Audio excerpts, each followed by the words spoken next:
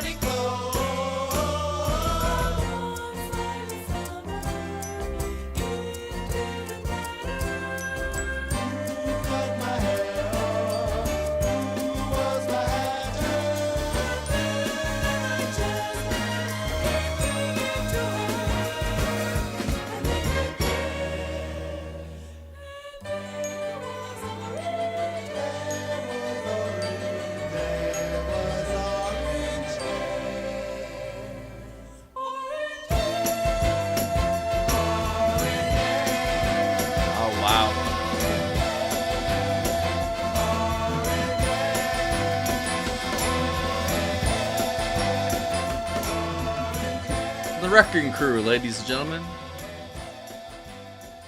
Right?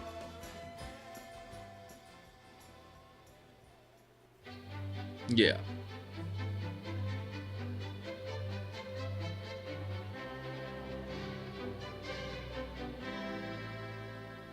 Man, the instrumentals have been beautiful.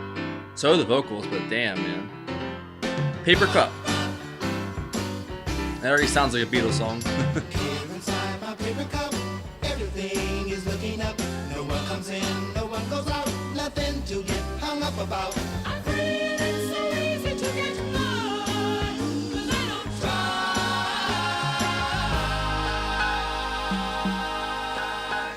In my paper cup, I have installed a shower stall across the hall. Running water and a bin is looking just like home again. I feel like it's cold refrigerated. You'd have to look inside before you know that I was there. And everybody says I'm quite insane. And someday I'll be going down the drain. I know they're right. But I don't care. I feel no pain.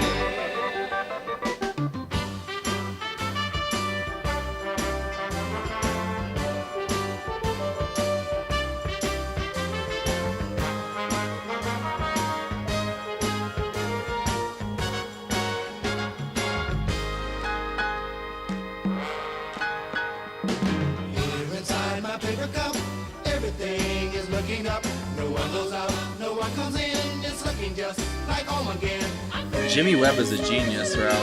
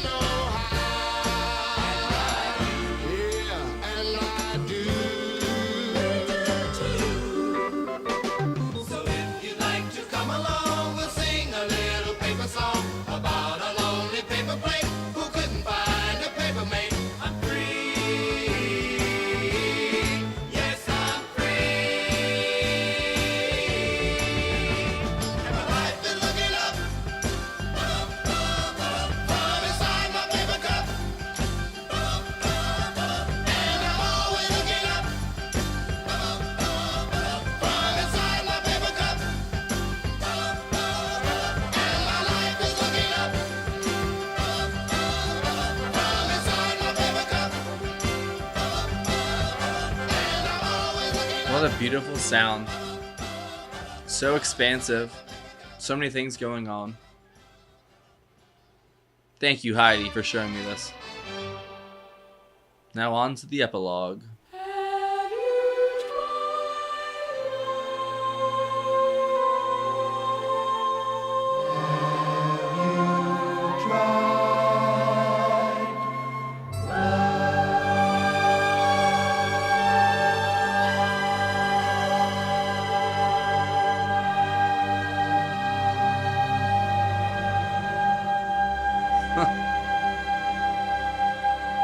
Wow. What an ending.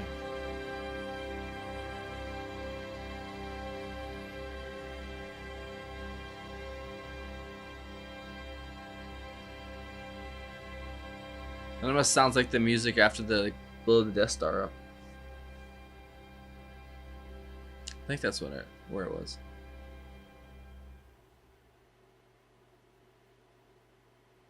And that's it. There's still a handful of tracks we haven't done, but for the most part, we covered most of this album. And yeah, Jimmy Webb is a genius.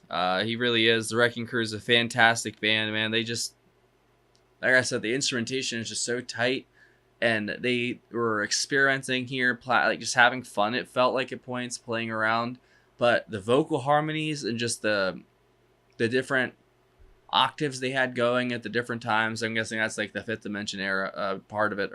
It's just incredible what they can do with their voices, man, and their harmonies are just beautiful when they put them together.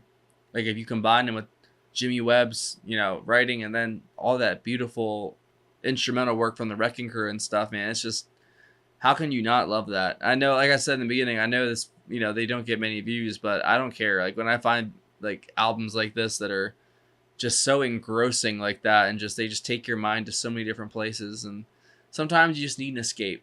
Sometimes you need to escape to the Magic Garden, and I needed that today, so thank you, Heidi. I appreciate that. So Billy Davis Jr. was the lead vocals on track 9, which was not any of this. So he did background vocals. Florence LaRue did background vocals. Marilyn McCoo, background vocals. Lamonte McLemore on background vocals. Ron Towson on background vocals. Jimmy Webb was the orchestra conductor, of course, and the music arranger. And then, of course, the credited musicians are Hal Blaine, Joe Osborne, Larry Knechtel, Mike Deasy, Tommy Tedesco, Dennis Budimir, and Johnny Rivers. Fantastic. Like I said, this whole album has just been very, it's definitely pop music, but it has this instrumental flair that's not, you don't see it anymore in pop music. There's actual instruments being used. They actually layer everything really well with all the way down to like the vocal parts going up to the instruments, and the Jimmy Webb, conducting everything. It's beautiful, man. The xylophone and the whatever glockenspiel, whatever you want to call it, like it adds such it's like a piercing sound, but it's very light, and it just sort of fills the space in the sound very well. just, also pair that with all the great percussion as well that just keeps the rhythm going basically the entire time.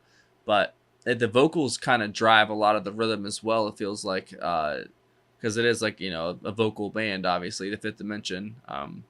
They're so tight together. They're so in sync. It's kind of crazy. There you go. There's another good one for you. I already said Good Charlotte in the last video. No, in sync. There you go.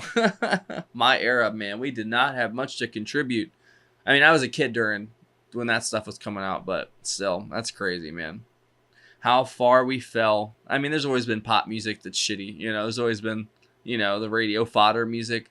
But even the radio fodder music back then had real instruments and real musicians playing it, and that's just what it was. Nowadays, it's all computers and algorithms and playlists. It's crazy how music and the art of music and even the art of listening to music has changed so much within the time that this album came out in 1967, man. Crazy. So it's 60 years old almost, if not, right? 2027 be 60 years, I think. So it's past 50. It's like 55 years old, I guess. That's crazy, man. Time flies, doesn't it? Because I know there's probably people in this audience that remember this album coming out, and y'all have been here since then. That blows my mind that I came around so much later than all this stuff, and I don't know, man. I do feel blessed that I'm able to sit here and listen to it, because back then, like y'all know, you had to walk to the record store, buy the record, come back, make sure it's not fucked up, play it, hopefully it works. And then, you had to actually kind of earn your music in a way. Nowadays, it's at everyone's fingertips. And the more convenient something is, the more you take it for granted. And I think we've taken music for granted for way too long now. It is a beautiful and hard, laborious thing to do. And it is fun, and it's also very rewarding. But there is a lot of blood, sweat, and tears that go into it. And I think we've kind of lost contact with a lot of things, with everything in life, music and art being one of them. I think people have just been so coddled and so pandered to, and everything's convenience, that everyone's just an entitled, lazy, spoiled brat now, from kids all the way up to adults. And the phones don't help either. It just absorbs everyone in their own little world, and it's just not good, man. Like they predicted this in Black Mirror, and it's just not gonna end well in the slightest. But at least we have this, right?